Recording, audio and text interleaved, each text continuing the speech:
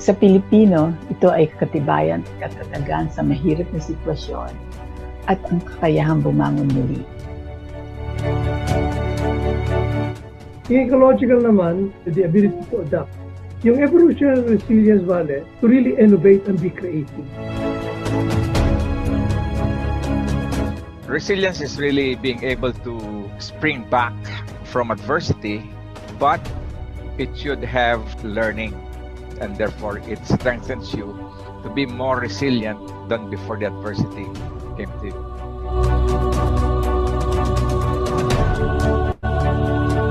Before COVID-19, the Philippines was already on to SMT-based measures to improve its resilience capacity.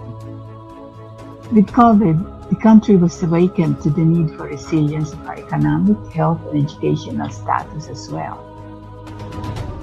The country as a whole is, I think, not so resilient because while we have the capabilities, the opportunities, and the resources to cope with COVID-19, the whole body is suffering because the leadership and management is not working so well.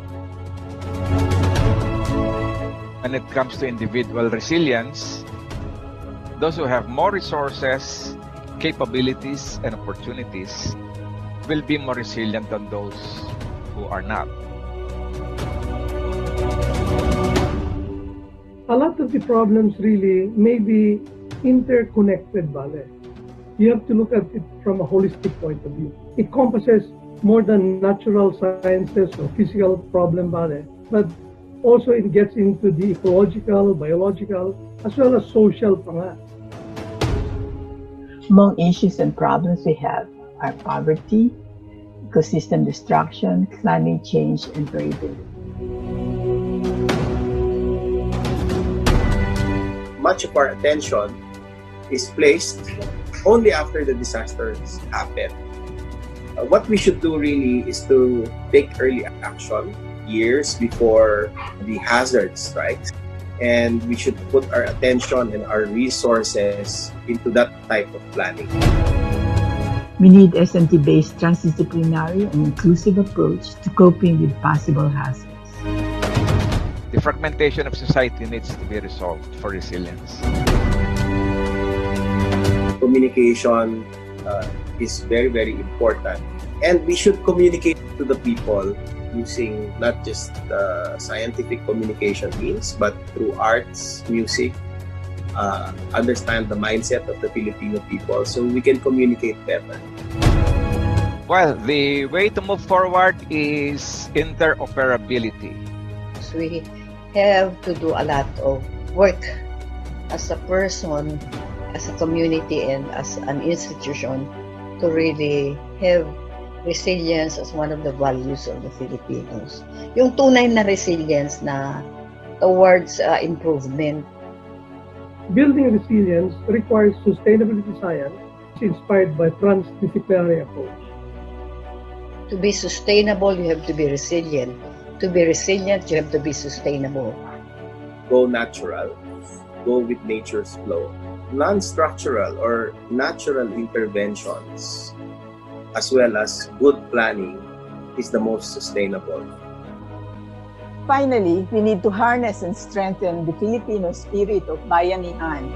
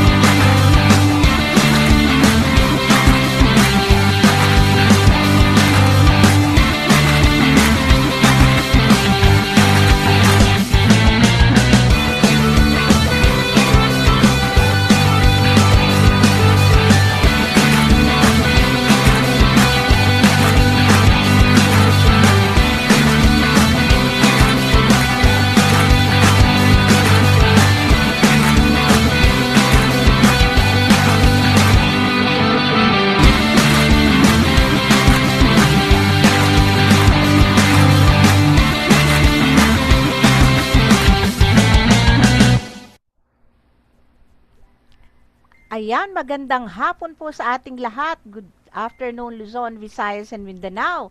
At welcome sa ating mga regular na tagapakinig at tagapanood dito sa ating Zoom, no? Na talaga namang walang palyang nanonood sa atin tuwing Biyernes ng hapon. At welcome po sa ating lahat dito sa ating The Filipino Sustainable Development Goals or SDG Action Hour.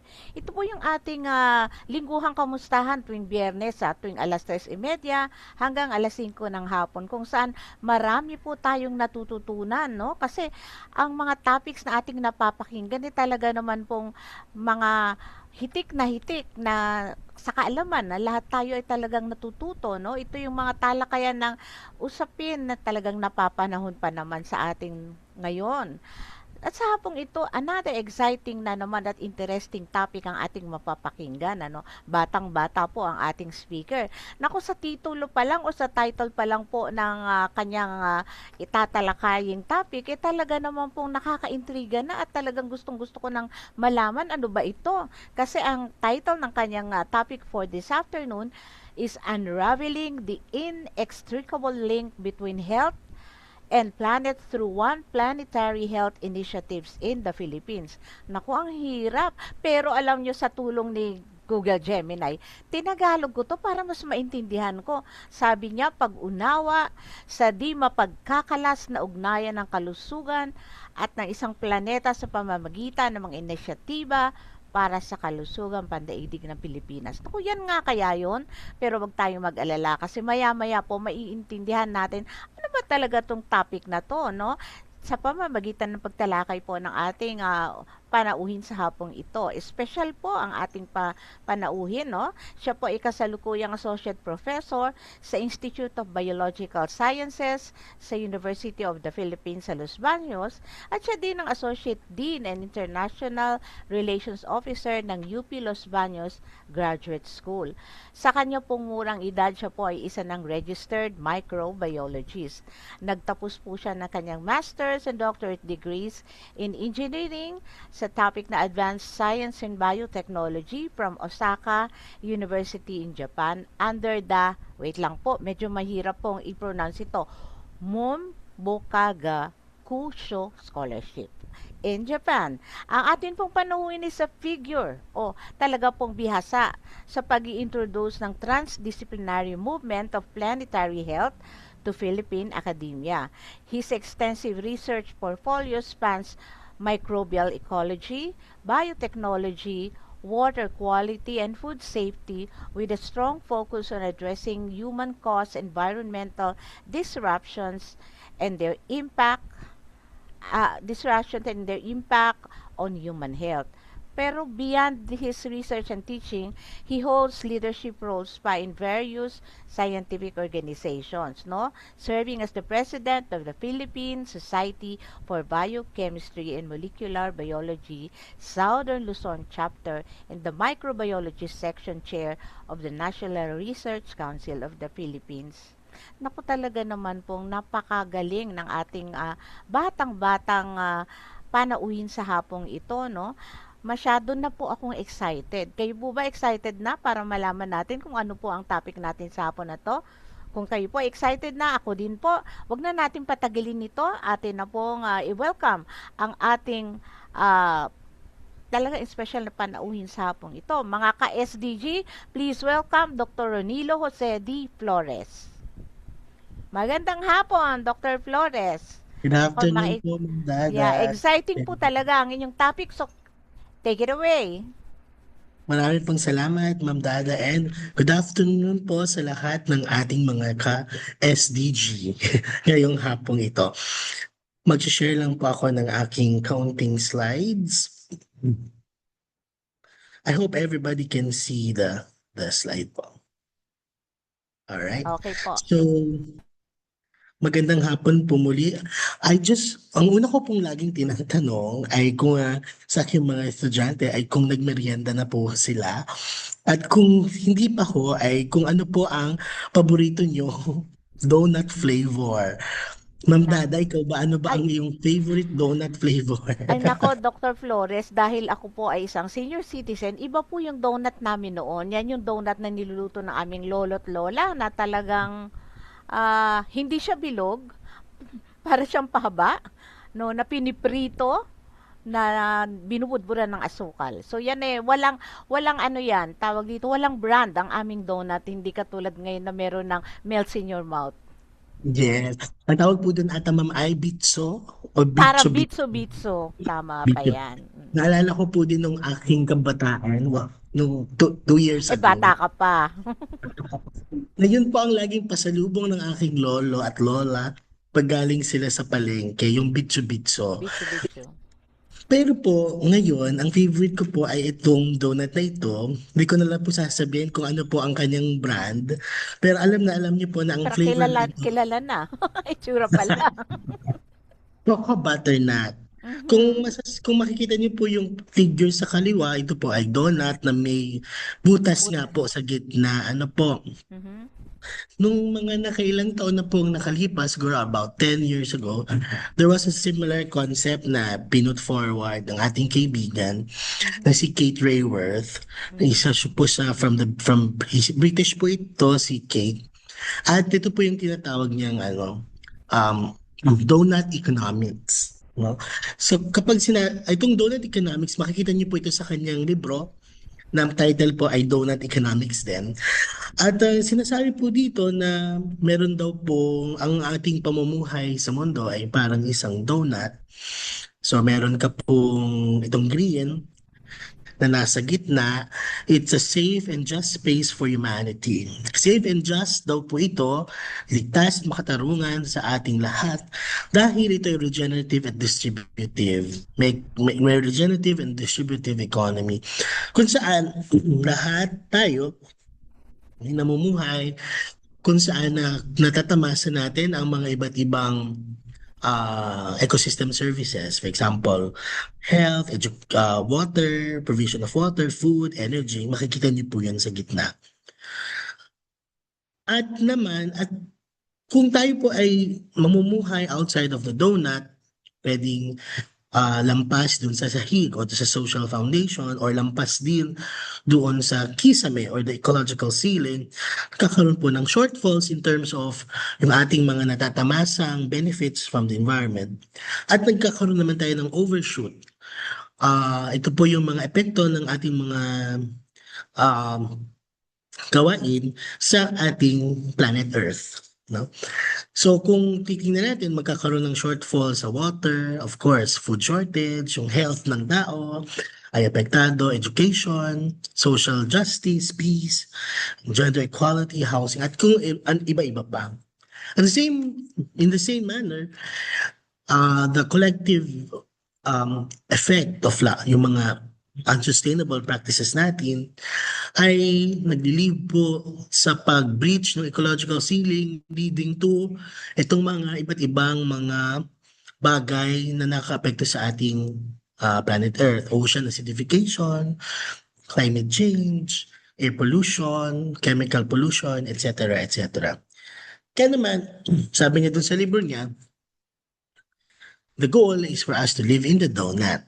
So every time po na nakakita ako ng donut, nakikita ko po ay itong donut na ito. So pangalawang image na po ito ng donut sa aking utak. Ang una po ay yung choco butternut. Siguro pangatlo ma'am, kasi yung una yung bitso-bitso na pahaba.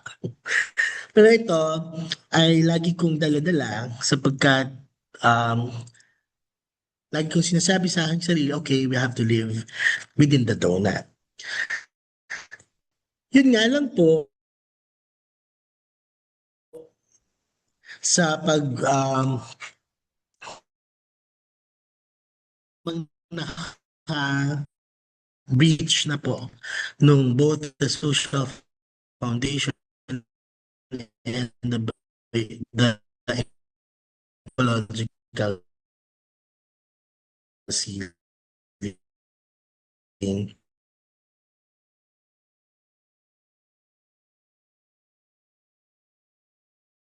Lampas na doon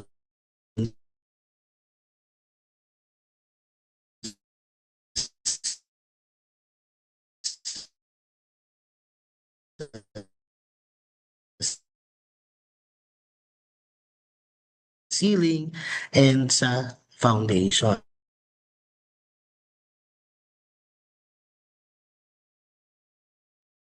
Again, hello po.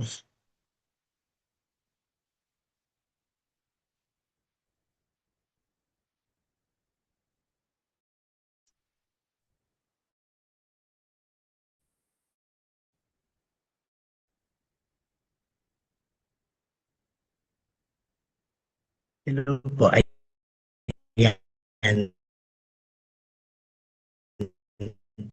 Naririnig po ba ako? Nawala ata po ako kanina. Oo nga. So, Medyo choppy-choppy ka na. at ito po ay hindi na bago sapagkat sa panahon ng Anthropocene,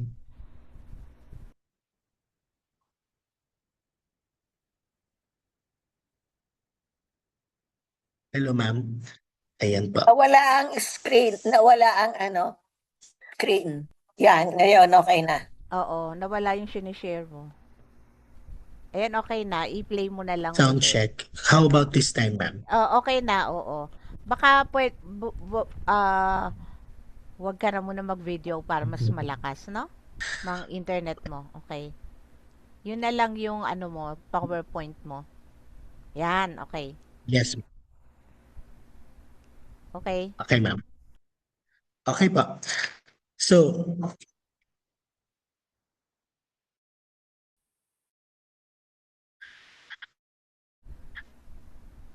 ito Medyo po ay yung patterns of consumption natin after the 1950s or nung after the World War II. Kung nag-accelerate, output to great acceleration, transportation, fertilizer consumption, paper production, plastic. At ito po ay dahil sa, sa pagbabago ng world order noon, sapagkat galing po tayo sa gera, so we were rebuilding yung earth, so to speak. At ito pong great acceleration na to ay nag-accelerate din ng human impact sa ating natural systems.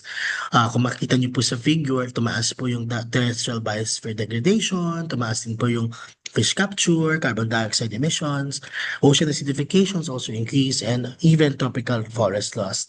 Kitang-kita rin po yan sa atin dito sa Pilipinas. Ang punto lang po is, hindi lang po yung environment ang nagbabago, hindi lang po yung climate, but yung ibang aspeto po ng Earth. Forests are being cleared, ocean, nagde-desertify naman ang land, etc. Biogeochemical cycles are being altered due to what? Pollution, conversions. Rivers ay natutuyo dahil drying up and being dammed. Temperatures are increasing and sea levels are rising.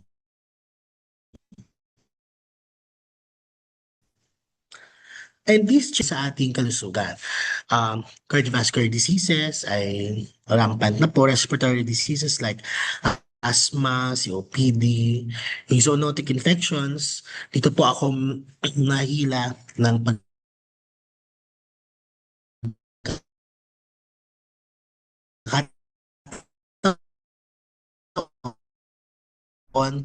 we do health, malnutrition, at iba-iba pa pong mga bagay na nakaapekto sa ating kalusugan. So yung planetary health is a relatively new, about 10 years old. Kasi ang Lancet Commission Plan on Planetary Health release was on 2015. So ang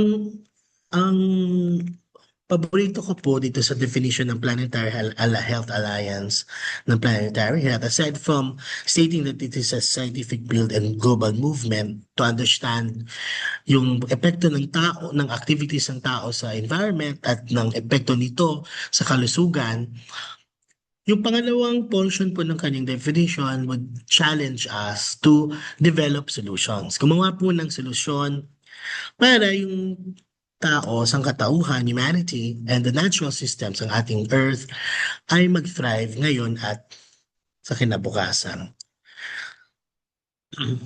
In 2009, 7 boundaries have been assessed. 3 po ang na-cross, as I've said earlier. 2015, ito po yung kanina nating sinabi, 7 boundaries ang in-assess, 4 po ang na-cross na natin. At kung 2023 lamang, just 3 years ago, 9 na boundaries po ang na-assess at 6 na po dito ang na-cross ng natin po bilang sangkatauhan. So talaga naman pong there is an urgent need for us to really address these issues. Kung ano man po, ang planetary health ay isang lente kung saan pwede natin itong gamitin para tingnan ang mga problema na ating kinakaharap. No, sapagkat tinatahi po nito, it considers different factors, no? Socioeconomic, biological, ecological, no, even religious, even cultural, sa pagtingin ng mga problema natin na karamihan din naman ay galing din sa ating mga activities. And so therefore, ang challenge po sa ating lahat is to really counter the effect of the Great Acceleration. Kung yung Great Acceleration ang nagpa-accelerate ng ating mga paggamit at pamumuhay, na nagpa-accelerate din ng mga negative effects niya sa ating kapaligiran, ang kailangan din natin ay ma-accelerate ang so there is a need for transition. Transition sa pamagitan ng paano natin pinoproduce at kinokonsume ang ating mga pagkain. How do we manufacture energy? Paano natin binibuild ang ating mga cities, no? Sustainable engineering. How we manage our natural landscapes. Paano natin pinoprotektahan ang mga lawa, kuweba, mga bundok. At ano ang mga istorya na ating sinasabi sa ating sarili at sa ating kapwa, lalo na sa mga kabataan, tungkol sa ating espasyo, tungkol sa ating role sa ating kapaligiran. Ang Great Transition po ito ay magre-require ng innovation and collaboration. Innovation in many fields, across fields. Ito po ay pagtutulungan ng iba't ibang mga fields, energy, food systems, healthcare, manufacturing, science, technology and digital media, etc. And of course, tunay at profound, malaliman at makabuluhang kolaborasyon across social sectors. Hindi lang ho mga siyentista, hindi lang ho mga extensionists, hindi lang ho ang isang sektor, kundi lahat po ito, policy and governance, mga namumuno sa mga businesses, natural sciences, health leaders, faith leaders even. Kasama rin po yung ating mga indigenous communities, mga tech and entrepreneurship sector, arts, education, at kung ano-ano pa. Sapagkat noong mga nakaraan, yung mga, although the efforts are good and great, but they remain to be siloed, fragmented, and sometimes rivalrous, magkakaaway, di ba? But we have to understand that it will take all of us, no, to have a certain level of understanding in terms of what is needed by planet Earth. So yun na nga, pakikipagtulungan requires a transdisciplinary approach sapagkat ang mga problema po natin ay hindi naman dahil lang sa isang klase ng sanhi. So ang mga solusyon po na angkop para sa mga problema natin ngayon ay marapat din lang na galing din sa iba't ibang sektor. Katulad na nga po niya na pag-uusapan na yung Sustainable Development Goals, no? At ang recent years, marami po sapagkat ang aking pong background is into microbial ecology and biotech. So marami pong mga mataas na attention po ang binigay ang nakikita po ng mga natin sa microbiology at ang mga related niya na fields sa pagsagot ng iba't ibang mga SDG, no? Sa pagtugon dun sa hamon ng SDGs, specifically those that are related to planetary health. Microbiology, biotechnology, sa aking pong pananaw, at ito po ay sinasapuso namin sa aming research team dito po sa amin na ang contribution niya ay maaaring mag-advance, magpasulong sa mga SDGs natin. For example, kung ma-maintain natin, for example, ito po ay pag-aaral ni Rapuli noong 2023, if you maintain the healthy environment, meron tayong magandang microbial diversity, and microbial diversity is supportive of a good ecosystem. Kung saan, healthy ang ating lupa, tubig, ang ating kapaligiran, hangin, etc., etc. At makikita din natin ang kahalagahan ng microbiology sa pag-develop ng mga teknolohiya at pag-ensure na malusog ang ating kapaligiran, ang mga tao at ang mga hayop, food security and safety, climate change, and even securing bioeconomy. For example, yung mga microbiomes as natural resources, for example, source of let's say, beneficial microorganisms na maaaring gamitin sa iba't ibang mga pamaraan, bioremediation, biofuel production, wastewater treatment, at kung ano-ano pa. Sapagkat ang lahat namang ito ay para sa mga kabataan, sapagkat ang amin pong kinabukasan ang nakasalalay dito. Hindi lang po ang demonstration din ito ay kailangan ng matinding co-creation ng solutions for a better future. Kasama din po dito ang mga data na kinakailangan ng ibang grupo, pag-interpret sa mga datos na ito, sa mga systems at paggamit ng mga sistemang ito ng ating society na dapat nakaangkla sa mga pagtingin katulad ng One Health, katulad ng planetary health, sapagkat ito pong mga ito ang ibibigay sa atin ng patnubay para sa mga solusyon na ating pong ginagawa.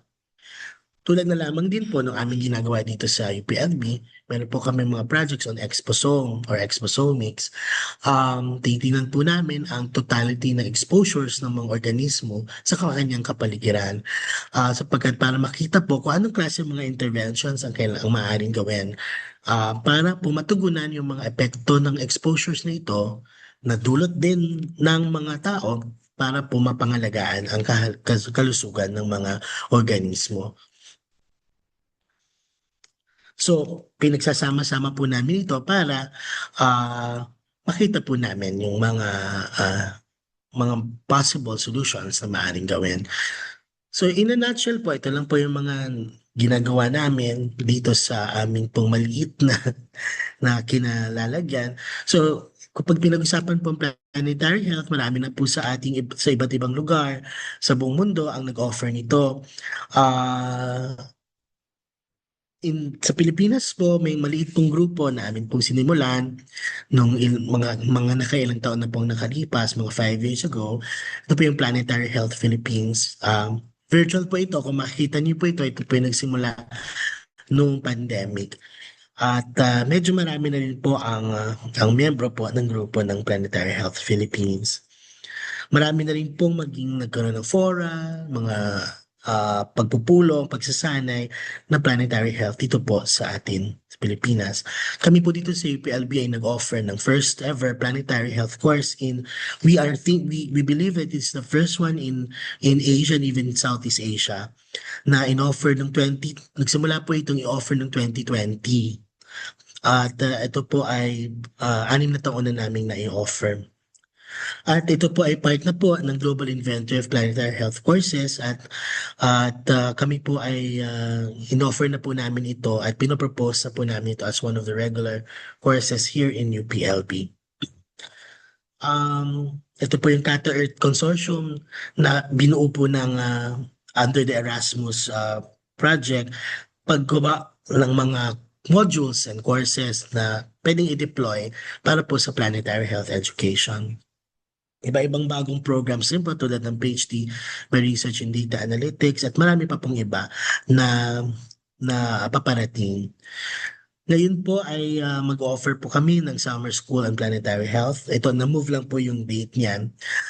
It's the first one in the Philippines, ito po sa UP Los Baños. In terms of research, iniyakap po namin ang konsepto ng One Health Planetary Health sa mga ginagawa namin dito. Sa UPLB po, mayroong 5 pillars ng aming Agora or aming research focus at isa po dito ang One Health. Pero tinitingnan po namin ito na hindi magkakaiba at magkakahiwalay, kundi mga magkakapatid na nag-i-interplay sapagkat hindi natin pwedeng tingnan ang isang initiative na iba or hiwalay dun sa iba. Sa mga papaspasan ko na lang po yung ating tinitingnan din namin yung mga aquatic ecosystems. Siguro alam po rin po ng ibang nakikinig sa atin. We do heavy research on the 7 lakes of San Pablo because these are very near to us po at taga doon po ako. Kasama po niya sapagkat doon po ako pinanganak at lumaki. Ang mga 7 lakes po na San Pablo ay ginagamit both as aquaculture and as ecotourism sites. At yung mga kapaligid po sa kanyang mga kalupaan ay ginagamit sa iba't ibang mga purposes. May mga farms, may mga tirahan, may urban area. So marami pong challenges na kanya pong kinakaharap. At sa mga aming pong pag-aaral sa loob ng 4-5 taon dito ay katuwang po namin yung mga kasamahan po nating mga mangingisda, fisher folks, at iba't ibang stakeholder katulad ng pati yung mga LGU. Pinrofile po namin ang iba't ibang mga mikrobyo na nandito, minodel po namin kung saan sila mataas at kung ano po ang korelasyon nila doon sa human activities that are happening around the lake. Marami po kaming nakitang mikrobyo sa aming pagmamonitor. Ito po ay nakita rin na rin po kami ng mga antimicrobial resistant na mga mikrobyo sa ating sa mga lawa po na aming tiningnan. Ito po yung unang report din ng Pseudomonas multidrug resistant Pseudomonas sa ating pong tilapia sa Sampaloc rin. Lahat ng ito ay binabalik namin sa LGU at sa stakeholder para po sila ay inform at magamit po sa kanilang decision support. Nabanggit ko po kanina yung Exposomics. Ito naman po isang proyekto kung saan tinitingnan namin ang exposure ng bangus industry sa Pilipinas, kung saan sila na-expose, anong mga environmental conditions and expose sila at ano ang impact nito sa pangisdaan ng bangus para po ma-improve ang produksyon at ang pangkalahatang kalusugan ng bangus. So, ito po ay ongoing. Pupunta po kami sa iba't ibang lugar sa Pangasinan, dito po sa atin sa Region 4 at sa Iloilo. Titingnan po namin ang mga iba't ibang kombinasyon ng mga factors para po maging healthy ang bangus. Sapagkat pag healthy po ang bangus, ay sagana po ang ani. Sa mga terrestrial ecosystems naman po, we have been doing a lot of work with caves. Sa mga kuweba po sa Pilipinas, using through the Nicer Caves program, ito po yung sa mga kuweba po ng Calabarzon.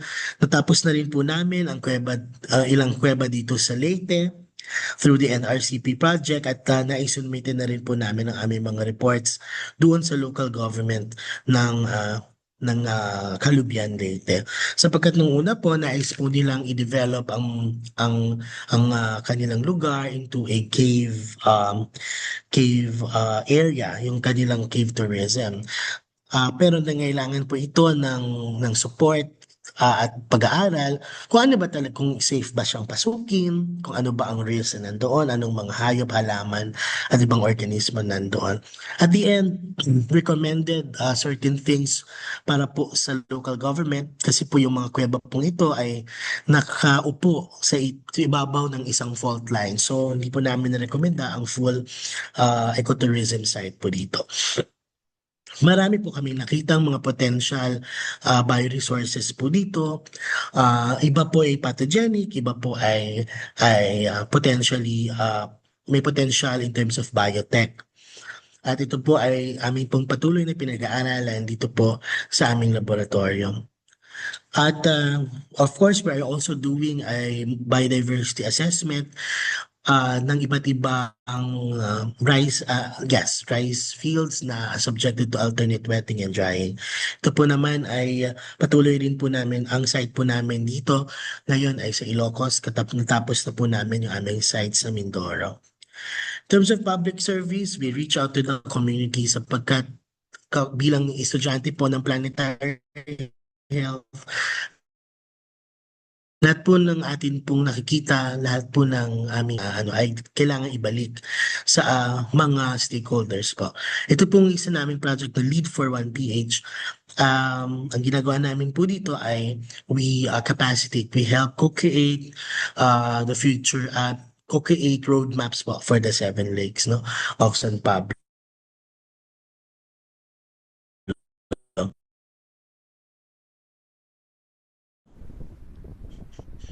Hello, Dr. So, Flores. Ayan. binabalik po namin lahat ng mga datos na at anong team ang mga ibang stakeholders kung ano pangalan para sa 7 lakes.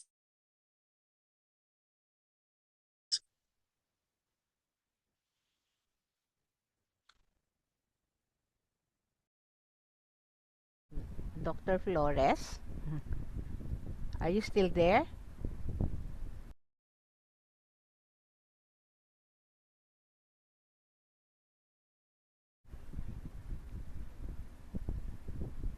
Hello?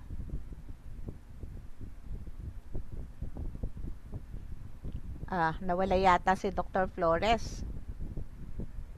Ay, ma'am, pasensya na po na Ayan, oo, okay. Sige. Ayan na po. Last na po ito. Nagpalit na po ako ng internet source. Okay po. Okay pa. Saglit lamang po. Oo nga. Nagpalit na po ako ng internet para po dire-diretso na po tayo. Last Masyado few, malawak pala yung ng ng planetary health. No, parang yes, lahat covered niya. sapagkat ano po siya way of, sabi ko nga po way of thinking din siya, way of life. Mhm. Tinanong nga po ako nung nagkaroon po kami ng isang theater play dito sa amin.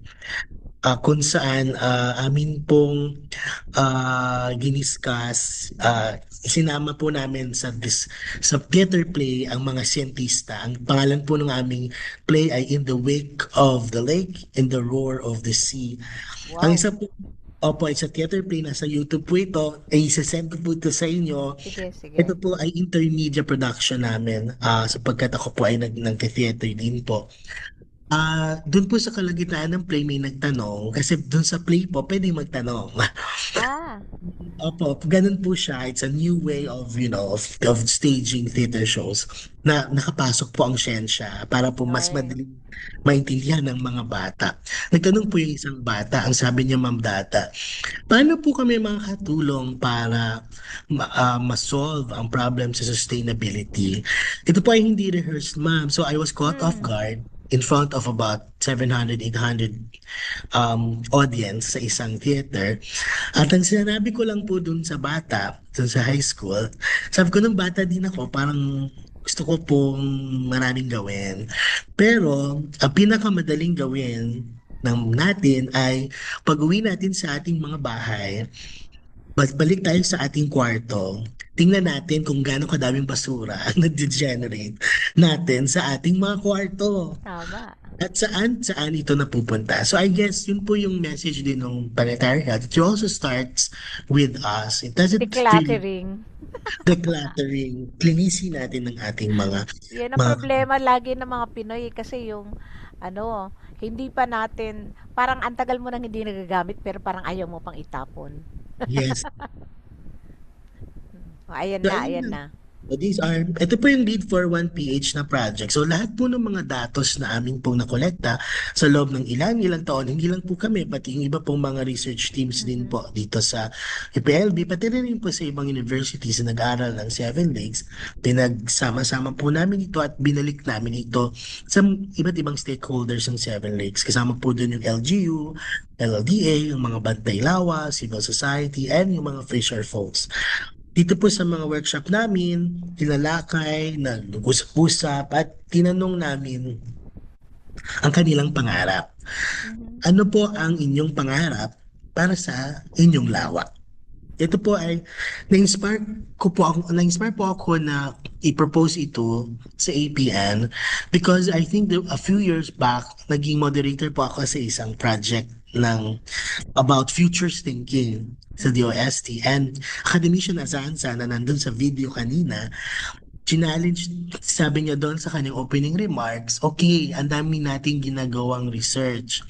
Have you ever asked yung fisherman at yung magsasaka kung ano ang pangarap nila? So again, I guess that really stuck in me. O ano, tanungin natin, tulungan natin silang mag-verbalize kung ano nga ba ang mga pangarap nila. So, yung mga efforts po on mainstreaming planetary health sa Pilipinas ay nanganak. Ito po yung mga consortium ngayon.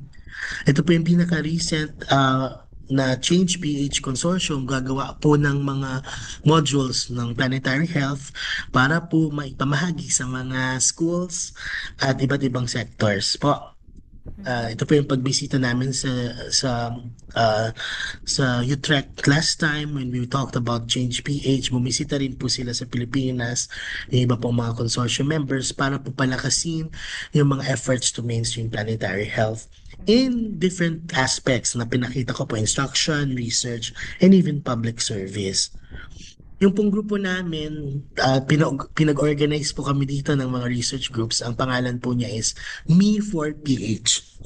Meta-organism, microbial ecology, exposomics, ecoinformatics, engagement for planetary health. 4 pong E. Pero gusto ko po siyang tingnan as Me for the Philippines. Ako para sa Pilipinas. Sapagkat po bilang estudyante nga po ng planetary health, ay lahat naman po ito ay ginagawa natin para po dun sa mga magbebenepisyo, which is the Philippines.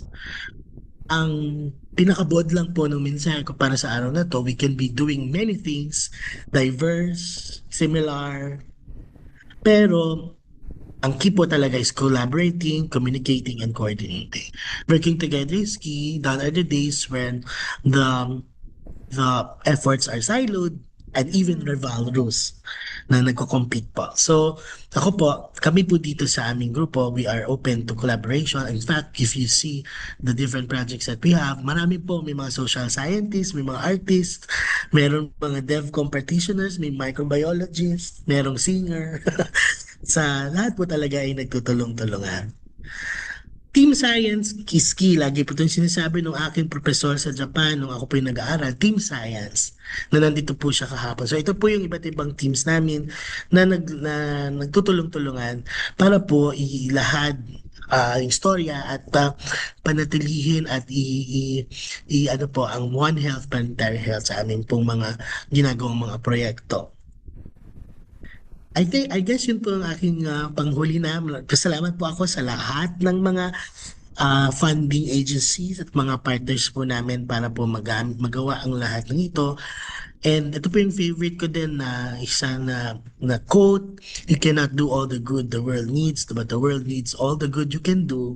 Kagaya po nung sinabi ko dun sa batang nagtanong, pag-uwi mo sa kwarto mo, linisin mo yung kwarto mo. Bilangin mo kung ilang basura ang nag-generate sa iyong bahay, sa iyong kwarto. It starts from there. At bago po ako magtapos, padayon po ang mensahe ko sa lahat. Nais ko pong batiin ang mga nasa Zoom room na pinapipitaganan kong mga professor. Academician Ruben, hello po. Si Ma'am G. Cuevas na akin po na talaga pong mentor ko po sa akin pong pananaliksik. Thank you very much po sa inyong lahat. Maraming salamat, Dr. Flores. Naku, napaka informative and very interesting yung planetary health na yan. In fact, may tanong dito si Mr. Marvin Tejeda. Wala pa tong online self-paced course which can be availed. Ayan. Buti po tinanong ni Mr. Marvin Tejeda ang tanong na yan. Yung pong Kata Earth Philippines, kung saan po tayo ay part, ay matatapos na po. So malapit na pong mai-launch yung self-paced, free, wala pong bayad dito, na courses on planetary health. Kung pong makuha ko lang po yung details, pwede ko pong i-send po sa Future Earth Philippines para po may pamahagi po sa mga nakikinig at sa mga mailing list. Dr. Apa. Flores, ganito yan. Pag ilo-launch mo na, dito mo siya ilo-launch sa SDG Action Hour, di ba? So you will Yes. come back to do that. Yes, Yes. I will take the opportunity po para po Yes, mai-launch yes. ang Please mga inform us so we can schedule you again for the launching. No? thank And you. then may tanong pa uli si Mr. Marvin Tejeda. Have you come across about the algae that cleans a heavily polluted lake in Peru due to mine tailings? Or do you think that this can be replicated in the Philippines where we have many mining activities like in Mogpog, right? In Marinduque? Yes. The answer is there is a big potential for that kind of research in the Philippines. Sapagkat alam natin na yung kung nasaan ang pollution or yung contaminant, kung anumang mikrobyo or organismo ang makatubo doon, malamang kaya niya ring i-remediate yun. So I guess in the past there have been some efforts in terms of, let's say, mga mikrobyo na kayang Mga mag-remediate bioremediation, no? ng soils natin. Ang kailangan lang po talaga ay mag-translate ito, hindi lang maputol doon sa pag-characterize ng organismong yon, kundi maitawid siya doon sa practical na aplikasyon, no, doon sa field. I know marami na rin po mga research na ginawa dito, and I think to answer the question of Sir Marvin, that there is big potential in that po. I think Dr. Agangan nga from UPLB is doing the bioremediation, yes. Oo, yan. Nagmamahal kami sa Marinduque, Mhm. although hindi pa ko approve kasi may Execom pa next week ang Ah, UN. Shout out okay. po. Kapag Oo, po sige, yung sige. approve, will be going back to Marinduque to check po yung mga kuweba nila. Baka may Oo, yes, that's good. Oo. So may questions po ba tayo from the panel dito na ayan, nag-iisip na si Academician Ruben Villarreal. Ayun ko, ako yes. natakot naman Ah, tanong yes, ayan na, bubuksan na niya yung kanyang mic. Sige sir, go ahead. Nakamute ka pa sir. Nakamute ka pa. Opo. Mhm. Yun. Ayan. Ayan, okay. Yes sir, go ahead. Well, tuwan-tuwa naman ako sa mga ikinuwento ni Ronilo dahil naalala ko nung ako bumalik sa Pilipinas panong panakastila ito. Hindi, pagkatapos ko sa Rutgers, balik ako sa Pilipinas. Ngayon, ang ginawa ni Dean Umali, inassign niya ako sa vegetable crops. Dahil nung kapanahon na namin, pagka sinabi mong UPLB, kilala sa rice and corn. Because merong big project ang national government, yung rice and corn program ng ating bansa. Yun ay pinamamahalaan ni Colonel Gabino from Marikina. Colonel Gabino ay kakilala ko dahil very active sa Marikina. Ako naman isang bata-batutang palagi sumasali sa mga activities. Kaya kilala rin niya ako. At any rate, kaibigan niya si Dean Umali. Okay, the story is, pagdating ko nga ng Pilipinas, inassign ako ni Dean Umali na to go to vegetable crops. So from plant breeding, itinapon niya ako sa horticulture group na sa vegetable crops ang main assignment. Sa aking pagkamangha, yung pala, ang daming tao, pero ang pera, 12,000 pesos per year. Wala ka magagawa ng 12,000. So, again, naalala ko nung kabataan ko yung mga ginagawa nilo ngayon tungkol naman dyan sa paksang iyong pinamumunuan. And I am very proud that you are doing it. Okay. Well, I think the point that I would like to illustrate is that there is always a beginning for whatever activity that you would like to accomplish. Yung sa iyo, yan ka napasubo, and I think you're doing exceptionally well. Kami, matatanda na ang aming kaligayahan na lamang kahit paano yung sinimulan namin ay nagbunga na. Alright. Noon din panahon namin, kapag ka bumili ka ng seed sa palengke, yun yung mga naka-expose ang mga buto. I mean, naka-expose. Nakalagay sa bilao, nakalagay sa mga container. Well, nung pumasok kami, ipinakita namin na mali yan. Hindi pwede yan. Kapagkat sisip-sip yan ng halumigmig o ng tubig, at in a short time, ang germination ay mawawala. So, nangyari yan nung panahon pa ng Kastila. Panahon pa ng Kastila. Kaya nga, ngayon ko lang narinig yung halumigmig. Sir, ano ba yung halumigmig? Di moisture. Moisture. Hamog. Parang gano'n. Hamog. Halumigmig. Talaga naman. So, yun ang istorya namin ng aming kapanahonan. And talagang natutuwa naman kami at kahit paano ay man nangyari. Baga ngayon, ang ating mga buto, kung ibenta mo, nandun sa cup, cellophane aluminum polyethylene envelope para hindi makapasok ang moisture. So, tumatagal ng matagal. Ang butong kaya nga ay nakapinpin lamang sa isang aparate. But germination stays longer. So, sumariwa sa isip ko yung ginagawa namin nung kabataan pa namin. Naalala ni Academician Villarreal lang kanyang nakaraan. Ang kabataan. Alam mo naman tayo, 87 eh. Ay, hindi pa naman mukha. Again, congratulations. Ayan. Very good. We are very proud of you. Okay. Dr. Flores, yung narinig ko kanina na sinabi mo nag-start yung inyong grupo nung pandemic, right? Tama ba yon? Yes. Oo. So, ibig bang sabihin because at that time, parang na-disrupt yung planetary health nung time na yon, kaya nyo naisipang buuin yung grupo because of that? May kinalalaman ba yun doon? Because of the pandemic, di ba talagang na-disrupt yung planetary health? Yes, ma'am. Actually, that is correct. And we saw it as an opportunity na rin to really push forward yung sabagat yung pandemya po na atin pong kinaharap noon. Talagang yun po yung definition ng planetary health. Human health impacts of human-derived causes. At nai-put forward po din doon yung kahalagahan po ng kalusugan ng lahat. Hindi lamang ng tao, pati po ng kalikasan, pati ng hayop. Kaya po ito kita sa chance na with the leadership of a person, I cannot mention planetary health in the Philippines without mentioning Dr. Renzo Ginto. I hope na i-guess na po siya dito. Siya po ay aking batchmate. So he came back to the Philippines from Harvard. Same year po kami bumalik. 2018 po ako bumalik din sa Pilipinas. Siya po ay 2018. We were having a Zoom call kasi nga po pandemic. Parehas po kaming naka-quarantine. So we were talking about nagka-COVID ka.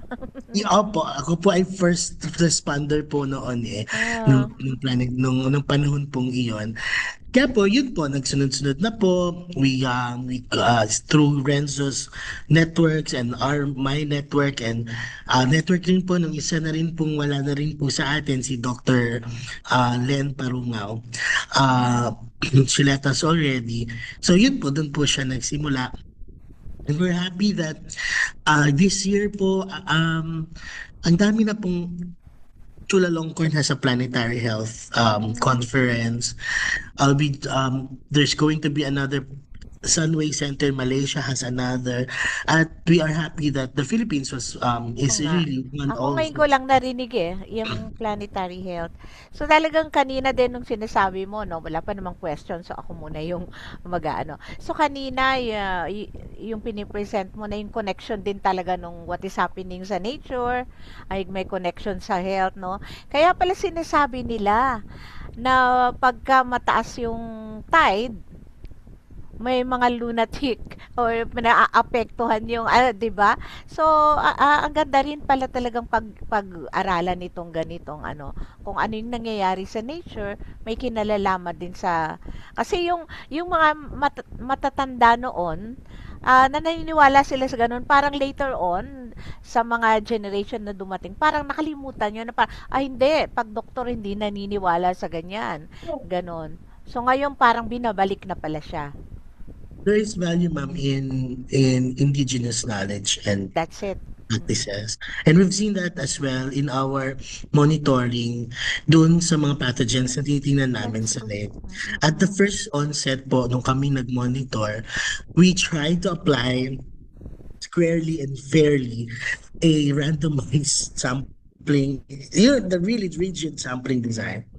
But at first we forgot that, that mas maraming alam yung mga fisher folk ay mga community members kaysa sa amin.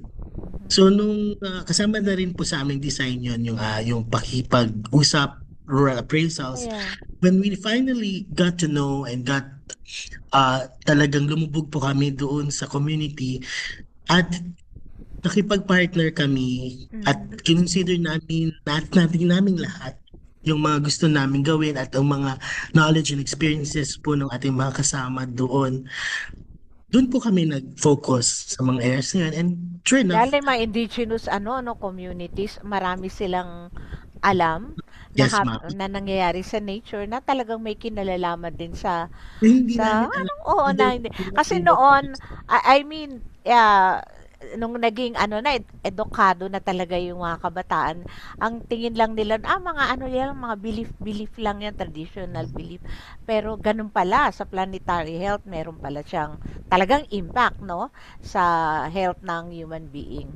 Ayan, may question si academician Virgie Cuevas and then to be followed by Sir Ike Seneres. Yes, Ma'am G. Hindi naman ito question. Gusto ko lang batiin ang aking dating estudyante na si Dr. O'Neill. Sa totoo lang, mas nahigitan pa niya ang mga nagawa ko sa mga ginagawa niya ngayon. Nung una, ang mga tinuturo ko lang ay integrated system approach and multidisciplinary. Iyon ang Ngayon, nandun na siya sa transdisciplinary at saka doon sa planetary health.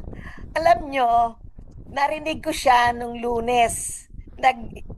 The same topic ang kanyang didiscuss sa amin sa Philippine Academy of Microbiology. Immediately, kinonta ko si Mark Flores para imbitahin si O'Neill na mag-discuss ditong same topic dito sa FDG. Kasi alam na alam ko na ito ay napakalaki ng impact sa ating SDG. Gusto kong sabihin din na ipinamana ko sa kanya ang aking laboratory at natutuwa ako kasi na-exceed niya lahat ang aking whatever I have done. Congratulations, O'Neill. I am so proud of you. Kasi ganun daw yun, Ma'am G. Kapag magaling na teacher, nakakapag-produce ng mga magagaling ding teachers in the future. The best leaders produces the next generation leaders. Kaya ganyan, ang galing ni O'Neill. I'd like to also thank Ma'am G for the trust and confidence. Teacher ko po siya sa lalong-lalo na hindi ko makakalimutan ng aming ENS 201, Ecosystem Dynamics. 3 hours po ata yun. Tapos dalawa lang kaming estudyante. So, and all of the scientists who are here supporting us, the young ones, we all stand on your shoulders po. Thank you very much po sa inyo pong pagbibigay ng suporta sa amin po. Thank you po. Thank you, Ma'am G. Sir Ike and then Sir Ted. Okay, Sir Ike, go ahead. Hello, Dr. Flores. Alam mo yung pinresenta mo, yan dapat ang gawing framework ng gobyerno. As you said, maraming silo sa gobyerno. Halimbawa, yung Department of Health, parang 10% lang ng DOH ang covered ng sinabi mo eh. Napakalawak. Talagang kailangan ng integration, collaboration, communication. Now, it might sound very ambitious, pero binalik sa Malacanang yung cabinet secretary position. I don't know kung paano tayo... Ang dami pa nilang pinagkakaabalahan ngayon, sir, sa Malacanang. I don't know kung paano tayo makapenetrate doon, pero siguro ito yung trabaho ng cabinet secretary. Hindi pa tapos ang impeachment. Joke. Tuhugin lahat. Pinagkakaabalahan. Tuhugin lahat. Yes. And marami pa ako sabihin, pero limit ko na lang. Pati yung framework ng PSA, dapat yan ang sinusunod eh. Kasi fragmented din yung research nila eh. Poverty, nakasilo yung poverty research. Ano pala yun? Kabit-kabit pala yun eh. As you put it, no? So, thank you, sir, and good luck to you. Sana ma-share mo yung slides mo sa lahat ng interesado. Thank you very much. Thank you. Thank you, Sir Ike. Marami pong salamat. Sir O'Neil, maganda talaga din na itong presentation mo mapakinggan ng lahat ng kabataan, alam mo 'yon. Sana magkaroon ka ng parang school hopping where you present. But mag-usap tayo ha, kasi meron kaming grupo na Sci-Tech ang tawag, and nagpupunta kami sa mga high schools all over the Philippines, and we can invite you. Yes. Sir Ted, go ahead. Yes, complementary naman ng advocacy namin ni Dr. Flores Wing 1 na nagsimula ng pagtuturo ng ecological agriculture dito sa College of Agriculture. Incidentally, hindi kami nagpang-abot. Naka-retire na ako nung simulan nila ng planetary health advocacy. But on our part, nire-reduce namin dun sa, of course, agriculture, yung pagkain, yung food. So, right now, ang advocacy ko, ay mag-shift sa plant-based diet kasi nga masyado na tayong nagiging meat-based diet eh.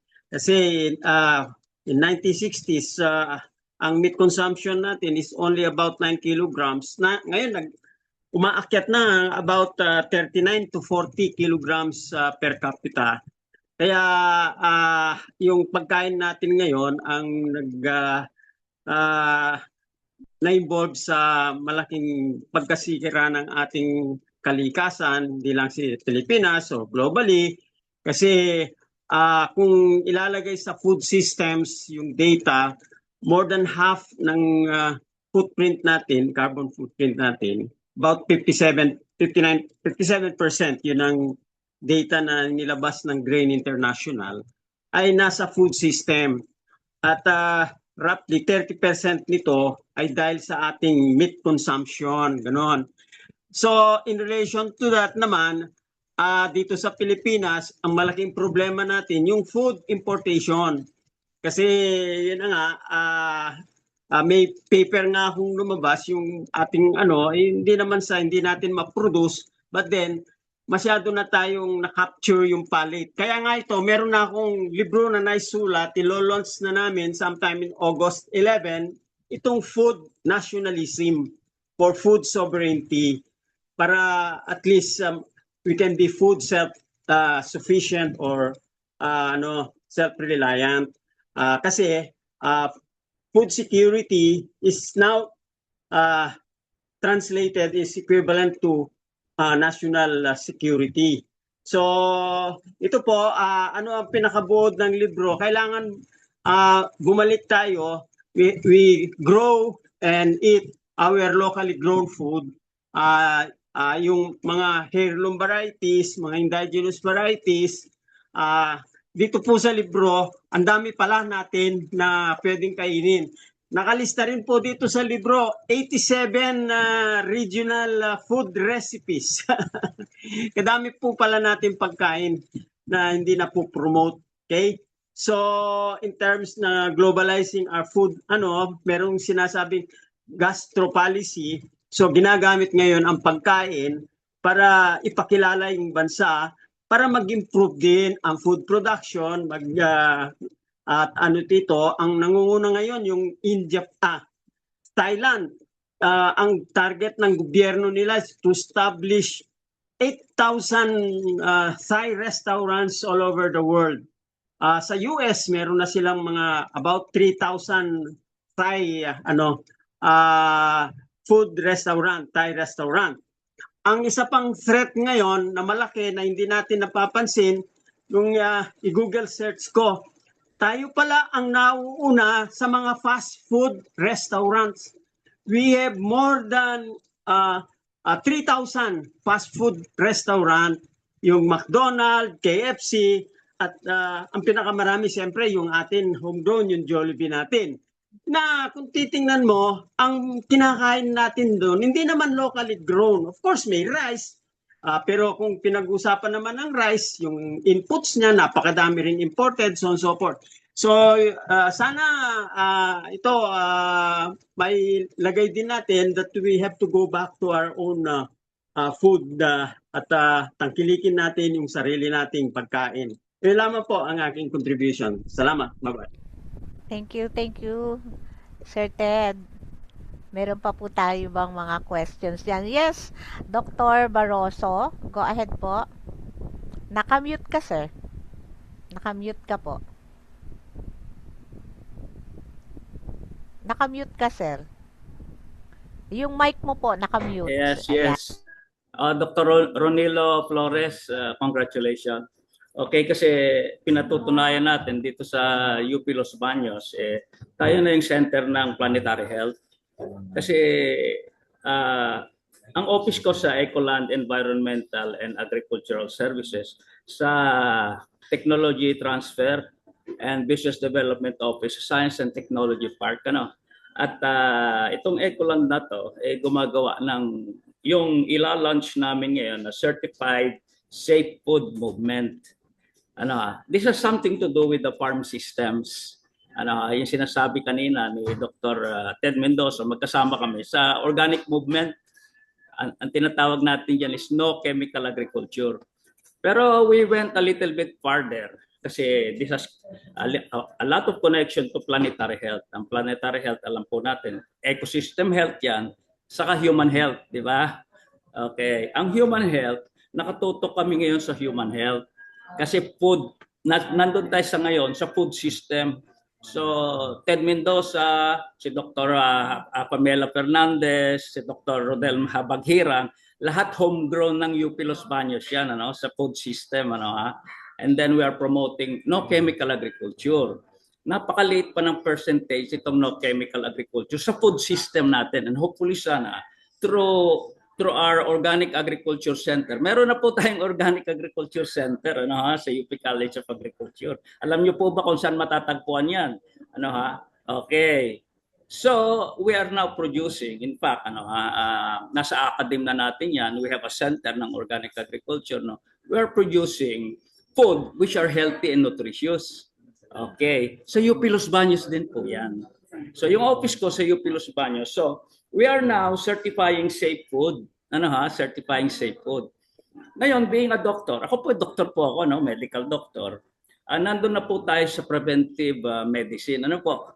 So, itong organic agriculture po is producing plants that are medicine. Ang sabi ni Socrates, let thy food be your medicine and let your medicine be thy food. Okay. Aside from herbal medicine, ang kinakain po natin every day, kung we stick to chemical agriculture po, 60 to 80% of our diseases will be coming from lifestyle diseases. Mostly lahat ng diseases po natin ngayon ay lifestyle diseases. So ang ginagawa po natin, UPLB, as the center ng planetary health, tayo, magkakasama po tayo dyan. Ano po? Ang gagawin po lang natin is to situate na i-certify po natin ang lahat ng kakainin po natin na walang chemicals to prevent lifestyle diseases. Yun po ang kinon, planetary health. Kasi ang organic agriculture, is ako pa rin ho yan climate change resilient po yan di ba? Carbon capture po yan, di ba po? Ecological agriculture po ang technical classification po niyan ay ecological agriculture. Ano po? Okay, yun po yan. Meron po tayong Ecological Agriculture Center sa UP Los Baños po. So I'm only sharing this to you kasi Dr. Flores, I would like to link up with you. And hopefully sana kung meron kang mga mga seminars etc. Tawagin mo ako kasi gusto kong ikon itong contribution ng UPLB dito sa tinatawag nating Certified Safe Food Movement.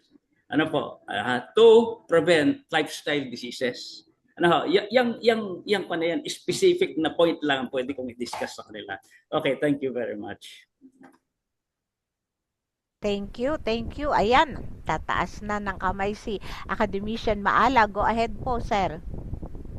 Magandang hapon, Doc Flores, I think nag-meet na tayo several times, And I remember na parang kayong sa EIDR na research recently approved, sa Sampaloc Lake or what?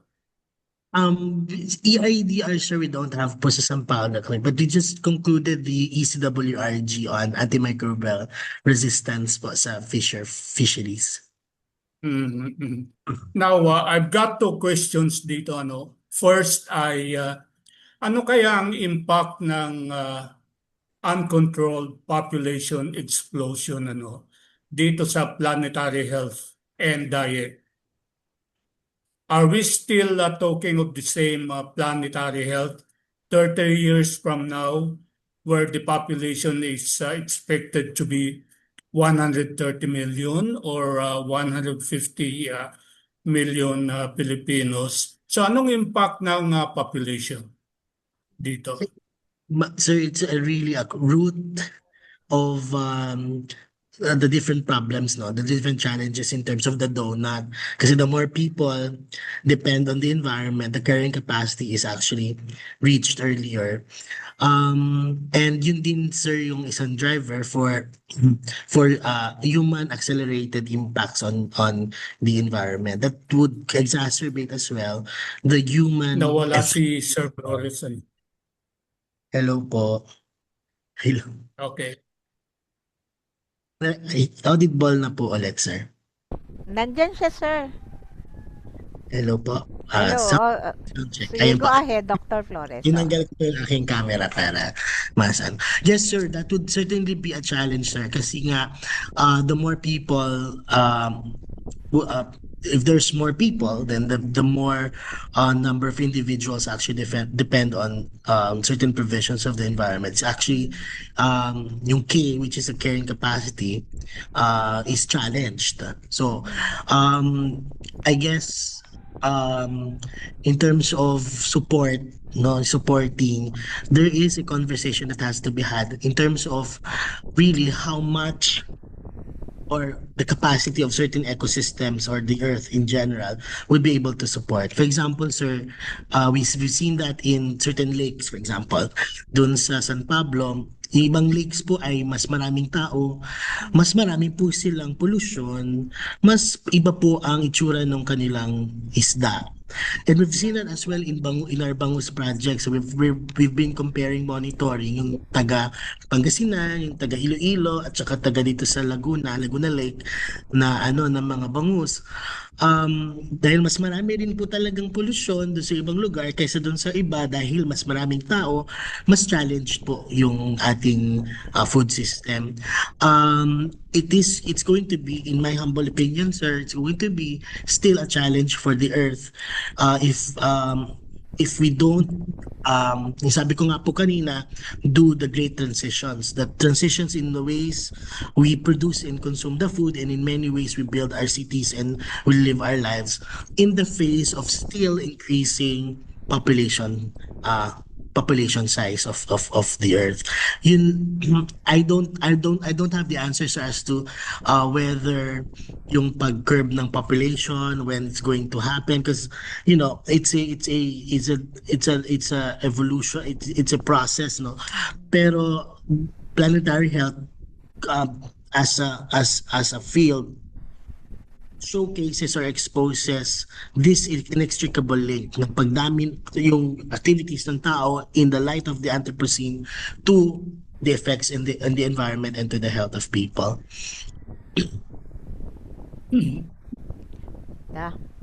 So kasi Sir Flores, napakalaki itong reach ng or impact ng population explosion, Yes, sir. On national security. Yes, sir. Pag madaming tao, then nanganganib ang national security sa health, sa education, sa food, lahat yan. Yes. And I feel very bad kung naririnig ko yung ang daming mga topics or na nile-lecture about environment or what, na hindi tinatouch ang impact ng population sa mga ito. So, for example, in Switzerland, I recently nabasa ko na they're attempting to curb population through legislation in Switzerland. So I think it's about time na dapat, I don't know, Catholic tayo, it's sa very Switzerland, akala ko ay yung mga natin, sir, yung ating mga first tawag dito, yung mga first world ay hindi na sila nag-aanak. Akala ko may problema naman na sila sa sa pagpuproduce ng tao, meron pa rin palang ganun talaga po ang Switzerland. Yes. I sa thought Switzerland, kasama sila dun sa I-google nyo. Siguro kailangan din sigurong pag-aralan yun, sir, kasi there are some countries na talagang problema na nila yung hindi nadadagdagan yung population nila. Meron naman na dumadami. So I think para ma-balance din yun, baka merong kailangan ding, I don't know what the planetary health will do about that, pero kailangan siguro marami pang researches na kailangang gawin, And then yung second question ko, Sir Flores, environment, organic, agriculture, chemical, and what? Sa IRRI, yung mga hard workers diyan, nag-apply ng fertilizer sa kamay lang nila, walang gloves, walang face mask. Sa mga Pilipino, sir, walang konsepto ng ng occupational safety. Ang mga basurero nga natin mga basurero nga natin. Sa topic ni Sir Flores, yan kaya ang lawak nung nung planetary health na tawag dito na topic, it's masyadong malawak siya na ko paano ba siya i-break into parang mga mini topics na yung kayang gawin muna ng isang community. Parang gano'n. Katulad ng sinabi mo, O'Neil, kanina, na pagpasok mo sa kwarto mo, tingnan mo muna kung gaano karami yung basurang nagagawa na poproduce mo, So, I think sa bawat pupuntahan mo siguro, sa bawat eskwelahan, merong mga ganun na, so that each sector can also think ano yung mga maitutulong nila, Oo, ano matutulong na kababaihan, kalalakihan, LGBTQ, anong magagawa ng PWD, the sectors na yun yung nagko-comprise ng isang community. Yes, Dr. Barroso. Last na lang na comment. Sige po. Sige, Academician Maalag. Yung caregiver ko, may kasama ko sa bahay, nung nalaman ko lahat yung members ng family nila, nagtatrabaho sa basura, yung doon, mumulot. Pag Scavenging. Christmas, binibigyan ko sila ng pambili ng bota, gloves, at saka yung face mask. Kasi Face sabi mask. ko, ang dumi yan, ang dumi. And kamay-kamay lang nila na wala silang gloves, wala silang bota. Sabi ko nga, sir, And walang konsepto na occupational safety ang Pinoy. yeah, so tamang-tama din yon sa topic ni Sir Flores. Sir Flores, thank you. Nice topic, nice topic. Thank you, So Academician Maalam. continue with your work. Salamat Thank po, you, sir. ma'am. Okay, thank you, sir. Dr. Barroso, go ahead po. Yes, I would only like to share to you yung ginagawa namin with yung office ko sa technology transfer and business development office sa UP Los Baños with the Institute of Plant Breeding. Executive Director po siya si Dr. Elmer Inicola.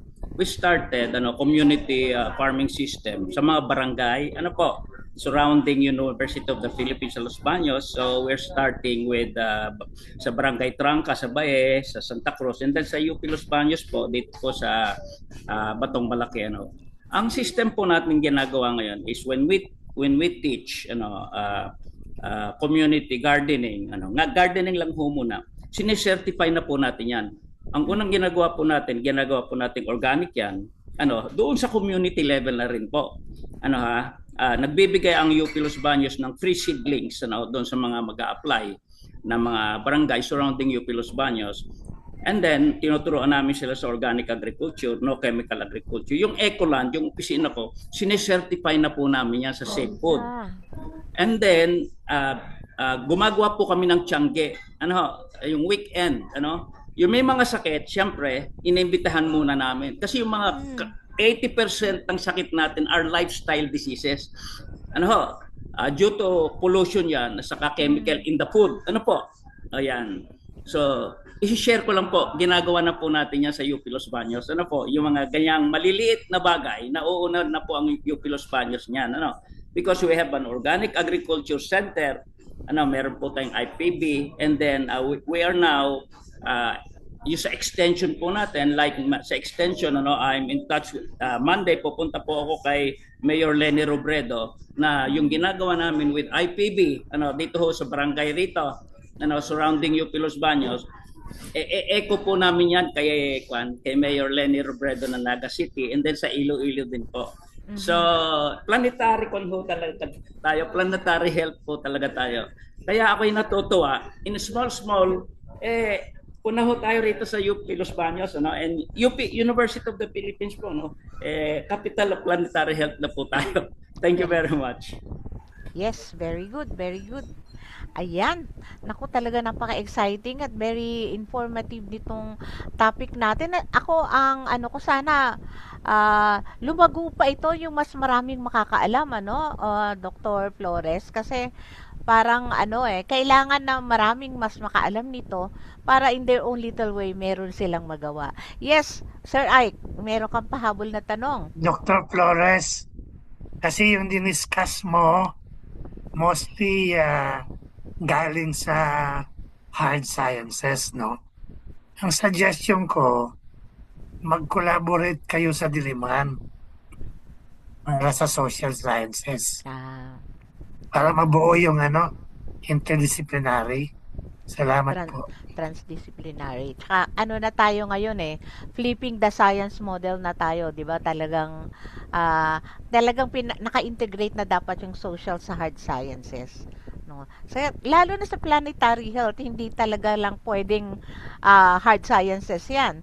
Kasi the fact that you go to these communities, indigenous communities, para pakinggan ano yung alam nila, that is social sciences. Anthropology, issue pa yan.